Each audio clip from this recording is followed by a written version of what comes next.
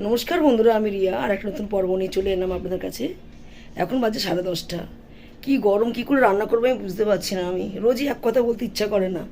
10:30 বেজে গেছে, যদি ভাতটা করে রাখতে পারতাম কোনো রকম এক তরকারি। কী করবো, কিছু করার নেই। এখন দাদা বাজারে যাবে, তারপর কালকে তো ইঁচড় করার কথা ছিল, ইঁচড়টা করতে পারলাম না। দাদাকে একটুখানি চিকেন আনতে বলেছি, চিকেন দিয়ে আমি ইঁচড়টা রান্না করব। কচি গাছের ইঁচড় রান্না করব। একজন দিয়েছেন ইঁচড়টা, ইঁচড়টা কিন্তু আমার কেনা হয়নি, দাদা কিনে আনেনি কিন্তু ইঁচড়টা কেউ দিয়েছে গাছের। তুমি এখন বাজার যাবে রোদের মধ্যে? হ্যাঁ যাই, একটু মাংস নিয়ে চলে আসো। আমি মেয়েকে ফোন করেছিল, মেয়েও আসবে। একটা দাদার খারাপ অভ্যাস, খালি দরজাটা খুলে চলে আসে। গরমকাল তো বুঝতেই পারছেন, কোথাও সাপ টাপ ঢুকে যাবে, সামনে ড্রেন টেন রয়েছে, ঘরের মধ্যে ঠান্ডা। এত রোদের তাপ ছিল না কোনো দিন, প্রচুর রোদের তাপ, জানেন তো। পাচ্ছি না, ভাবছি বাইরে সিলিং করে নেবো, বাইরে দাঁড়াতেই পাচ্ছি না, ঘর বাইরে করছি না বন্ধুরা, খুব কষ্ট হচ্ছে, প্রচুর কষ্ট হচ্ছে। ঘরে আসলে বাইরে বেরোতে ইচ্ছা করে না, কিন্তু কী করবো, দুটোতে খেতে হবে। রান্না করার জন্য জামাটা পরে নিয়েছি আমি, জামাটা রং ছুটে গেছে, রান্না করার জন্য পরেছি, কারণ আমাকে আবার স্নান করতে হবে। আর বুঝতেই পারছেন তো, মশলাপাতির ব্যাপার আছে এখানে। আর এইসব রান্না করা আমার ভীষণ টাপ আছে, একটুখানি ভেজে ভুজে রান্না বান্না করবো। জানি না আমি এই গরমে দেখাতে পারবো কি না। দাদা চিকেন নিয়ে আসো, আর কিছু নেবে না কিন্তু। না, যদি বেগুন ভাজা খাও একটু বেগুন নিয়ে আসো, বুঝেছো? আচ্ছা। দাদা তৈরি হয়ে যাওয়ার জন্য, দেখে নিন একবার। হাই বন্ধুরা, সবাই ভালো থাকবেন। গরমটা যা পড়েছে, হালকা হালকা খাবেন, আর বাইরে বেরাবেন না, পারলে নুন চিনি জল খাবেন, আর রাত্রিবেলা বাজার করবেন, দিনের বেলা একদম বেরাবেন না। আমাদের এখানে যা গরম পড়েছে, অসহ্য অসহ্য। প্রচুর গরম। দাদা তুমি দাঁড়াও, তুমি গ্লুকন্ডি নুন চিনি জল খেয়ে যাও। তুই দর্শক বন্ধুদের বললে নিজে খাবে না। আমি করে দিই, জানেন তো, মানে মানে দেরি করে আসবে না হলে। দাদা নুন চিনি জল নাহলে গ্লুকন্ডি করে দিই, খেয়ে যাও। সব সবজিগুলো কেটে নিয়েছি বন্ধুরা। এত গরম কী করে রান্না করবো আমি জানি না, আমাকে একটার মধ্যে ঢুকতেই হবে ঘরে, এখনই প্রচুর গরম। মুখ চোখ ধুয়ে এসছি আমি, আবার রিলস দেওয়ার জন্য বসেছিলাম, রিলস দিতে পারলাম না। দাদা এখন বেরোচ্ছে দেখুন রোদের মধ্যে। তুমি এখন কোথায় যাচ্ছ? আমি যাবো না। কোথায় যাচ্ছ বলো? ও আচ্ছা, ইলেকট্রিক বিলে, হ্যাঁ বলো, সেটাই বলো, সাপ্লাইতে যাচ্ছ, সেটা বলো কথা বলে। ক্যামেরা চলছে, এরকম করে আবল তাবল কথা বলে। যাক গিয়ে, ওনার অভ্যাস ঘুরিয়ে ফিরিয়ে কথা বলে। আমি এখন রান্না, কালকে তো ইঁচড় রান্না করতে পারিনি, আজকে দাদা চিকেন নিয়ে এসছে, চিকেন আর ইঁচড় দিয়ে রান্না হবে। কী কী জোগাড় করেছি দেখাচ্ছি আমি, চলুন। এই যে এখানে আমি চিকেনটা করার জন্য একদম কম মশলা দেবো বন্ধুরা। দেখুন লঙ্কাগুলো শুকিয়ে গেছে, লঙ্কা টমেটো আর পেঁয়াজ কেটে রেখেছি, আর বেশিরভাগ মশলা আমি এখানে দিয়ে দিয়েছি। বলছি আমি এখানে ইঁচড় আর আলু কেটে রেখে দিয়েছি, ধুয়ে গুছিয়ে নিয়েছি। আর এখানে আমি মাংসটা আধা ঘন্টা হতে যায়, আধা ঘন্টা হয়নি, টমেটো, একটু নুন, হলুদ গুঁড়ো, জিরে গুঁড়ো, ধনে গুঁড়ো, যত রকম মশলা আছে, আদা রসুন দিয়ে সর্ষের তেল দিয়ে পেস্ট করে রেখে দিয়েছি। খানিকটা টমেটো পেঁয়াজও দিয়েছি। এটা আরও 10 মিনিট ম্যারিনেট করা আরও থাকবে, ততক্ষণ আমি ইঁচড় আর আলুটা ভেজে নেবো। চলুন কড়াইটা গিয়ে বসাই। ছেলে এখন ছাতু করে দিচ্ছে আমাকে, দেখুন, খেতে পাচ্ছি না তো, দেখুন।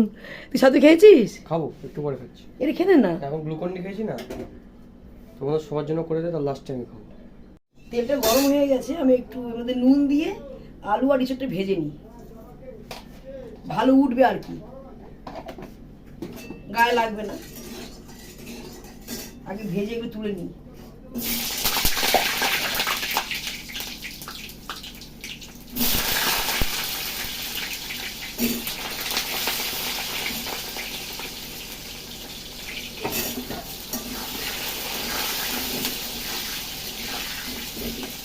এত গরম না বন্ধুরা, রান্নাঘরে কিচ্ছু ভালো লাগছে না। তা পাতলা জামা পরে এসছি আমি, হ্যাঁ কি করবো, কিছু মানে মানে ভেবে উঠতে পারছি না, মানে কি করি, দুটো খেতে মানে খাচ্ছি, দুটো অন্য যাচ্ছে, একমাত্র ভগবান জানে। এত কষ্ট হচ্ছে, চুল টুল ঘেমে যাচ্ছে, মাথার চুল, কি অবস্থা দেখুন না। দুঃখ লাগবে দেখলে, সবারই দুঃখ লাগবে।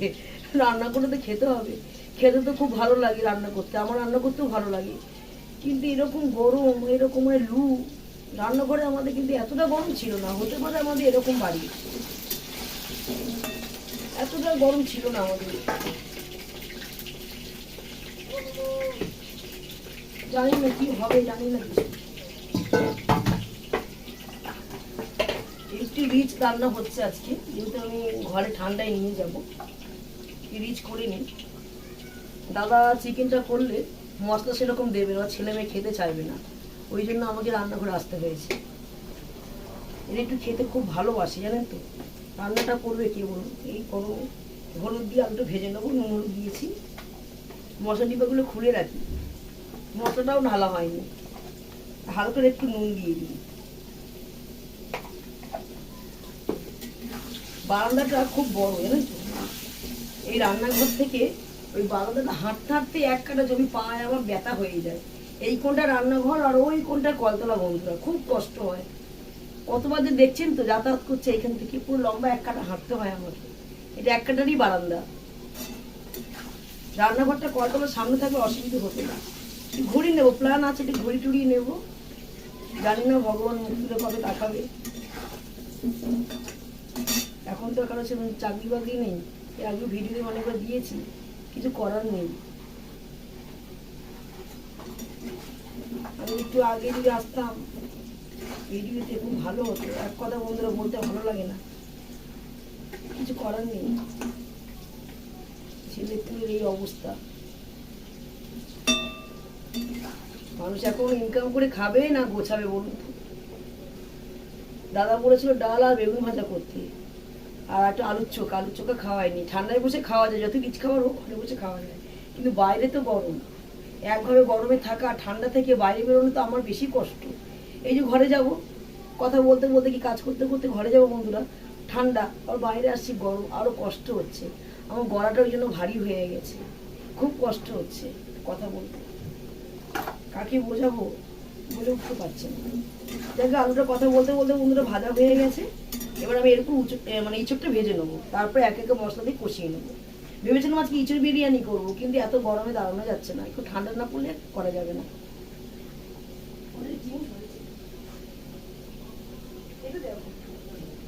এই নিয়ে এলাম,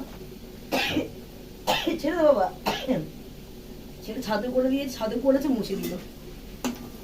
আলুগুলো নামিয়ে দিলাম।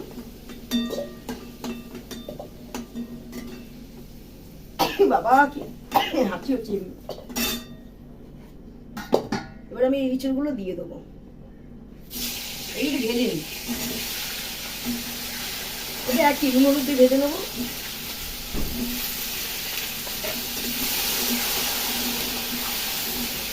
খুব শখ ছিল কচি ইঁচড় তো, ঘরে বসে কাটলাম, ঠান্ডা কেটে কুটে আমি রান্নাঘরে এসেছি। এখানে বাইরে বসা যাচ্ছে না। আরেকটা চালিয়ে একটু ফ্যানটা চালালে আওয়াজটা আসে না, ওই জন্য আমি ফ্যানটা বন্ধ করে দিয়েছিলাম। হ্যাঁ, এই নুন দিয়ে দিলাম, নুন হলুদ দিয়ে ইঁচড়টা একইভাবে ভেজে নেবো আলুর মতো করে। এখানে একটু হলুদ দিয়ে দেবো, লঙ্কা গুঁড়িও দিতে পারেন, অসুবিধা নেই, কিন্তু আমি মাংসের মধ্যে করে রেখেছি সব কিছু।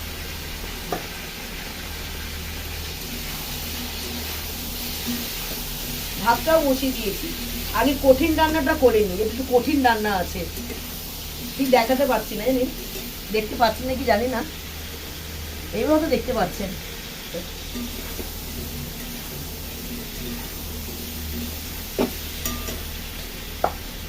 দেখুন জীবন যুদ্ধে একা লড়তে হবে, তাই না? আমরা তো মায়েরা অনেক কিছু ভেবে সংসার ধর্ম করে ছেলেগুলোকে মানুষ করি, কিন্তু এগুলো অনেক সময় অপোজিট হয়ে যায়, যার জন্য নিজেকে বাঁচার জন্য একা লড়াই করতে হয়।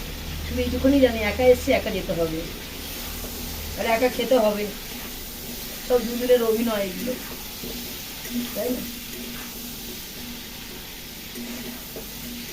মেয়ে বিয়ে হয়েছে পরের ঘরে, ছেলের বিয়ে হবে পরের অধীনে, থাকতে হবে আমাদের দুজনকে। এবার দুজনের মধ্যে যদি একদিন চলে যায়, একদিনকে তো বাঁচতে হবে।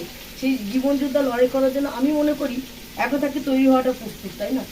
কিন্তু আমি সব সময় থাকি। এখন বিয়ে হয়নি, এখন তো অনেক কথা বলবে, সব সময় থাকি, বিয়ে শাদী হোক তখন দেখবো। কি বন্ধুরা কি বলেন, আমি কি ঠিক বললাম? বিয়ের আগে ছেলেরা অনেক অনেক কথা বলে বাবা মাকে, বিয়েটা হয়ে যায় তখনই তো খেল শুরু হবে।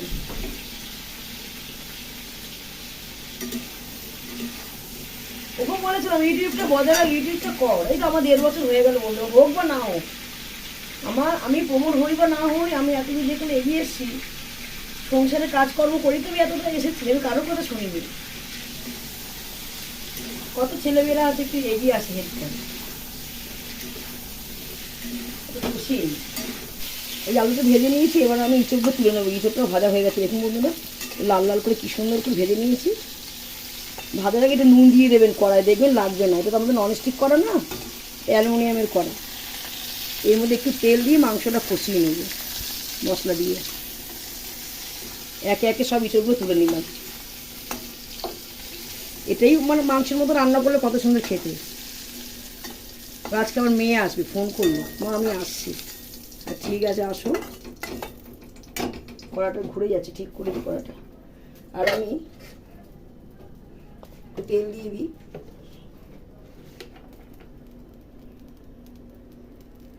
একটু তেল মশলা বেশি লাগে, যার জন্য আমি ঘরে রেখে দেবো ঠান্ডার মধ্যে।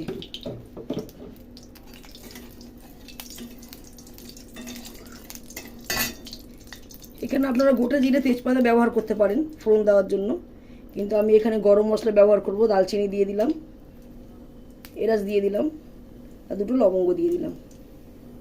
এলাচটা একটু ফাটিয়ে নেবেন। এবার আমি একে একে কী করবো, পেঁয়াজটা দিয়ে দেবো। এটা অর্ধেক পেঁয়াজ দিয়েছি ওখানে আমি, আর অর্ধেক পেঁয়াজটা আমি এখানে দিয়ে দিলাম। বেশিক্ষণ তো বন্ধুরা রান্না যায় না, একটু ঠান্ডা ঠান্ডা না পড়লে রান্না করতে পারছি না ঠিকভাবে। পেঁয়াজটা ভাজার জন্য একটু হালকা নুন দিয়ে দিই, তাড়াতাড়ি ভাজা হয়ে যাবে। বেশি মাত্রায় নিয়ে দিলাম, পরে কম নুন দেবে।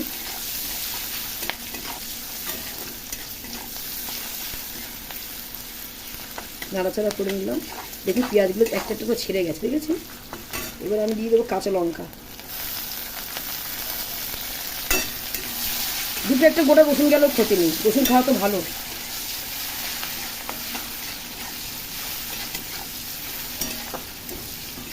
যতক্ষণ কড়াটা গরম হয় ততক্ষণ। এই টমেটোগুলো দিয়ে দিলাম। এবার টমেটো দিয়ে বন্ধুরা ভালো করে কষিয়ে নেবো। এবার নুন হলুদ লঙ্কা গুঁড়ি যা যা লাগে, যেটা আগে মশলা দিয়েছি সব অল্প অল্প পরিমাণ মতো দেবো। দেওয়ার পর এই মাংসটা কষিয়ে নেবো এর মধ্যে দিয়ে, তারপরে লাস্টে আলু দেবো। টমেটো অনেকটা মাখা মাখা হয়ে গেছে। এর মধ্যে যেহেতু হলুদ দেওয়া আছে, অল্প হলুদ, অল্প জিরে গুঁড়ি, যদি ইঁচড়টা পড়বে তো একসাথে, আর ধনে গুঁড়ি দিয়ে দিলাম। এটাকে নাড়াচাড়া করে আমি চিকেনটা দিয়ে দেবো। কাশ্মীরি লঙ্কা ছোটো প্যাকেট নিয়ে এসেছি, নেই। একটু রং হওয়ার জন্য বন্ধুরা কাশ্মীরি লঙ্কা দিয়ে দেবো, এটা কোনো অসুবিধা হয় না। কিন্তু সাদা সাদা তরকারি আমাদের বাড়ি কেউ খেতে চায় না শুক্তো ছাড়া।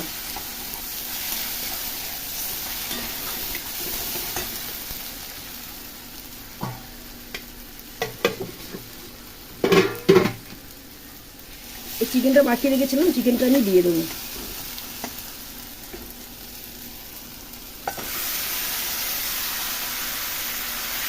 চিকেনটা আধ ঘন্টা হয়ে গেছে মাখিয়ে রেখেছি। ওই মাখিয়ে কষাতে থাকি। এই যে অনেকটা কষানো, দেখুন বন্ধুরা কষানো হয়ে গেছে, তেলটা ছেড়ে গেছে। এর মধ্যে কী করবো, এই যে টক দইটা ফেটিয়ে রেখেছিলাম আমি, আর একটু ফাটিয়ে নিই, ফেটি টক দইটা আমি দিয়ে দেবো। ইঁচড় পড়বে যা আছে আমি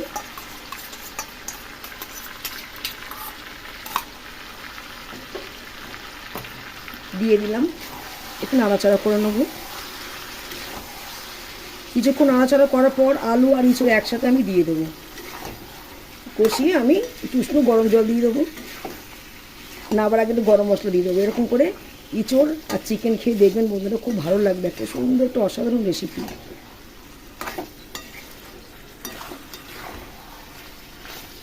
আমি অনেকক্ষণ ধরে কিন্তু মাংসটা কষিয়ে নিয়েছিলাম। আরও কষাতে হবে? হ্যাঁ, এটা অনেক কষাতে হবে। যে টক দইটা পড়েছে, 1 মিনিট কষানোর পর আমি এই ভেজে রাখা ইঁচড় আর আলুটা আমি একটু পরে দিয়ে দেবো। দেখুন এটাও তেল ছেড়ে এসছে।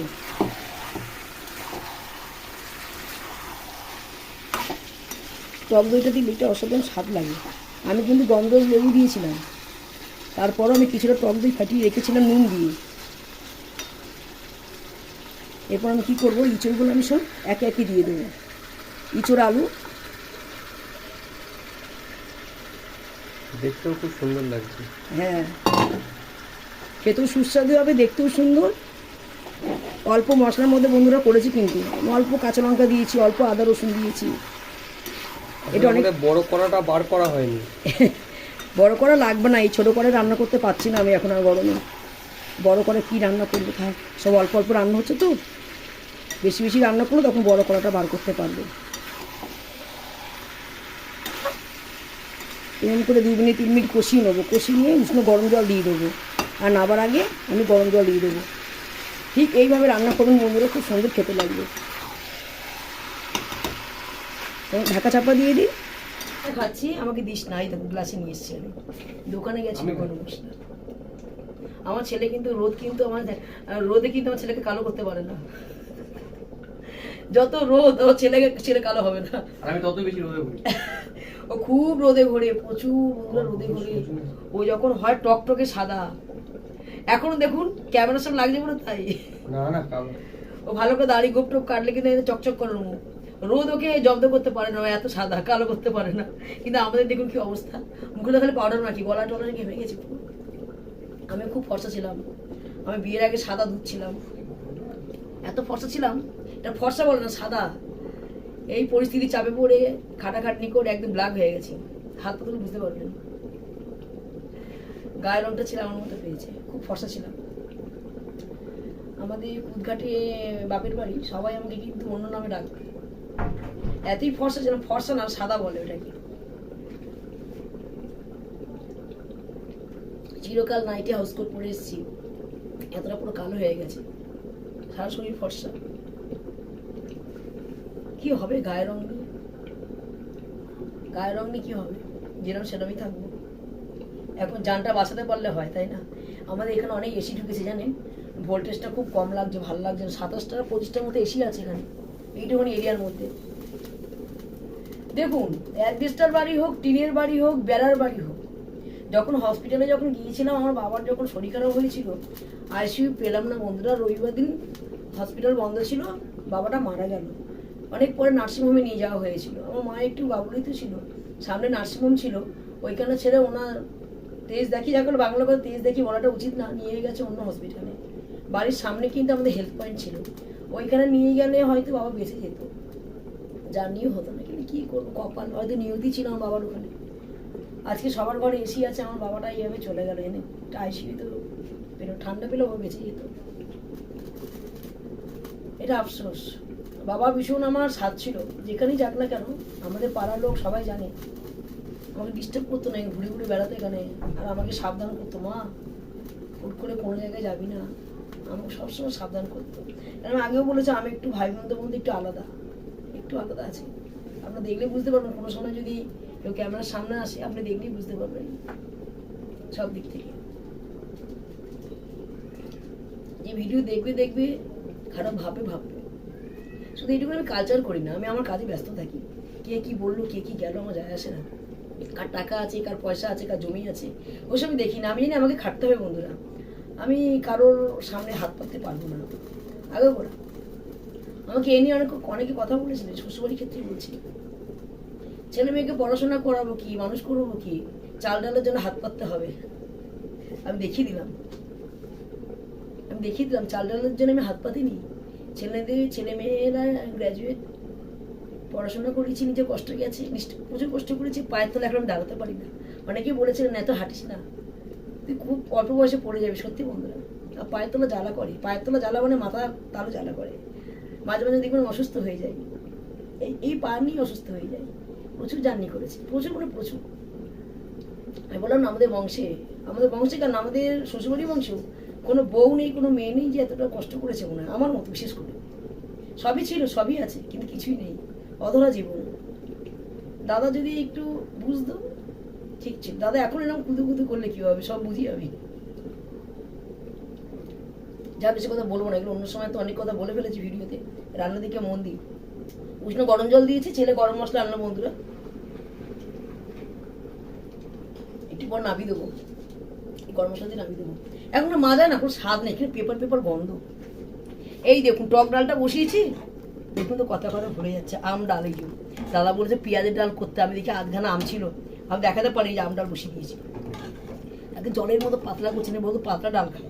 আমার ছেলে মেয়ে আমার গাঢ় ডাল খায়, এসে বন্ধুরা, আমি একটু ন্যাকড়াটা দিয়ে নাবাই, কেননা খুন্তি দিয়ে এক হাতে ক্যামেরা তো নাবাতে পারবো না। দেখুন ইঁচড় আর চিকেনের রেসিপি আমার রেডি। একটু গরম মশলা দিয়ে নামিয়ে দেবো আমি। টকবক টকবক করে ফুটছে। ছোটো একটা পাউচ নিয়ে এসছি আমি। এবার যখন আমি ঢেলে রাখবো বড় বাটিতে, তখন আর একটু গরম মশলা দিয়ে পুরো থালাটা চাপা দিয়ে দেবো, সেন্টটা বেরোবে না। একটু অন্যরকম গন্ধ এসছে, টক দই পড়েছে, অনেক কিছু পড়েছে, এর মধ্যে গন্ধরাজ লেবু পড়েছে। চিকেন তো একটু লেবু টেবু দিয়ে না করলে ভালো লাগে না। ভেবেছিলাম খাসি চর্বি দিয়ে করবো, যাক গিয়ে যা পেয়েছি তাই করে নিয়েছি এই গরমের সময়। আমার রেসিপিটা কেমন হলো কমেন্টে লিখে জানাবেন। বাবাই বল রান্নাটা কেমন হয়েছে? দারুণ হয়েছে। একটু ভালো করে খেয়ে নি, তারপর কথা বলবো। বলো। ইঁচড় আর চিকেন একসাথে রান্না করেছি, ভালো হয়েছে। ভেবে হয়েছে, স্বাদ আলাদা লাগবে। গরমে কিন্তু বন্ধু কারণ কিন্তু মুখ দিয়ে কথা বেরাচ্ছে না, একদম বাইরে ছিল সবাই। ভালো হয়েছে। এত খিদা পেয়েছে বন্ধুরা, স্নান করে নিয়েছি, ঠাকুর পূজাও দিলাম। আমি জানি আজকে বুধবার, কিন্তু দাদা বলা যে বৃহস্পতিবার, দেখি ফুল নিয়ে এলো, ছেলে মিষ্টি নিয়ে এলো। ঠাকুরটা আমাদের অনেক উঁচুতে রয়েছে, হাত পায় না। ভাবলাম কি আমাকে হেল্প করে দেবে, ঠাকুরটা আমাকে নামাতেই হবে সিংহাসনে। অনেক কষ্ট করে ঠাকুরটা উপরে পুজো দিয়েছি। এই কাজটা লাগিয়ে নাও না, না এটা বাইরে, এই ঘরে আসলে কাজটা লাগানো যাবে না। তাহলে একটা স্ট্যান্ড দিয়ে দিচ্ছি আমি। পুজো টুজো দিয়ে একটু বসলাম, এক টানা কাজ করেছি, জানেন তো হাঁপিয়ে গেছি। এখন খেতে বসে পড়েছি। ইঁচড় দিয়ে মানে চিকেন খেতে খুব সুন্দর লাগছে বেশি। ইঁচড় চিংড়ি করে দেখিয়েছিলাম, ইঁচড় দিয়ে খাসি চর্বি রান্না করে দেখিয়েছিলাম, আর আজকে ইঁচড় দিয়ে চিংড়ি করলাম। চিংড়ি? এই চিংড়ি, এই ইঁচড় দিয়ে চিকেন করলাম। আমার বেশিরভাগ তো চিংড়ির মাছ রান্না হয়, ইঁচড় দিয়ে চিংড়ি মাছ, ইঁচড় দিয়ে খাসি চর্বি রান্না করি। খাসি চর্বি রান্না করার কথা ছিল, দাদা আনিনি জানেন তো, চিকেন নিয়ে চলে এসছে। ওই চিকেনটা কষা কষা করবো, আর আর খাসি চর্বি দিয়ে আমি মানে ইঁচড়টা রান্না করবো। হলো না, দাদা আনিনি, ওই জন্য চিকেনটা রান্না করলাম। যাই হোক বন্ধুরা, ভিডিওটি বেশি বড় করবো না, খুব জোর খিদে পেয়েছে, খেয়ে নিই। খেতে তো খুব সুন্দর লাগছে, যদি আপনাদের খাওয়াতে পারতাম খুবই ভালো হতো, আর আমিও খুব খুশি হতাম। যদি ভিডিওটি ভালো লেগে থাকে লাইক শেয়ার কমেন্ট করতে ভুলবেন না। আমি এখানেই শেষ করে দিচ্ছি আজকের মতো, টাটা। আবার আগামীকাল দেখা হবে আপনাদের সাথে।